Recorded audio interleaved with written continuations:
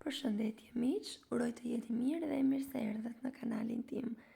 Fillimisht ju kërkoj ndjes për zërin, por virozat e stinës bëjnë punën e tyre dhe dua të ndaj me ju një nga recetat më të thjeshta që e kam përgatitur dhe dëshiroj të ndaj me ju. Do ju marr vetëm 5 minuta kohë përgatitje.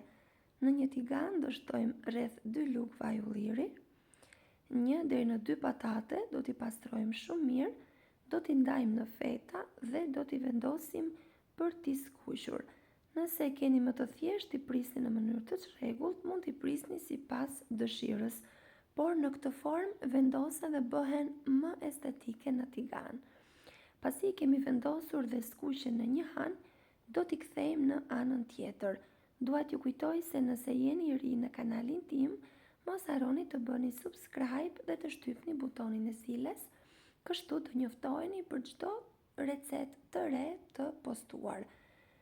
Pothuajse çdo ditë postohet nga një recetë. Sa po i kthejmë mirë në anën tjetër, menjëherë do ta lëm tiganin me një anë dhe në një tas tjetër do të përziejmë 2 vezë, pak krip dhe pak piper të zi.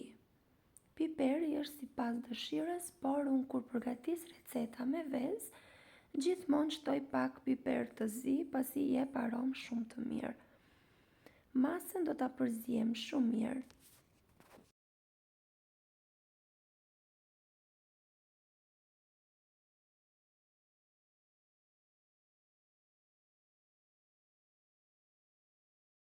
Dhe pasi e kemi gati, do ta shtojmë në tigan, ndërkohë që tiganin e kemi në zjarr në temperaturë të ulët.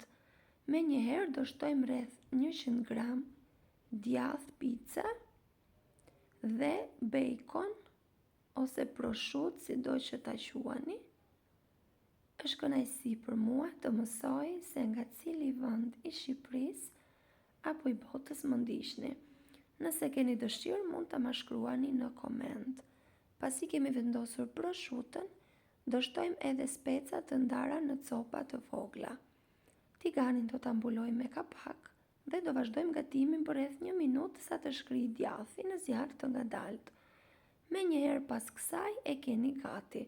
Siç e pat, është më e thjeshta në përgatitje, është ideale për ato raste kur ktheheni në shtëpi dhe nuk keni asgjë gati, ose kur ju duhet diçka e shpejtë dhe e shijshme. Si ju duket kjo recetë? Nëse ju pëlqeu, ju sugjeroj ta provoni dhe pres përshtypjen tuaj në koment. Unë ju falenderoj për vëmendjen dhe bashkë do dëgjohemi në recetën e radhës.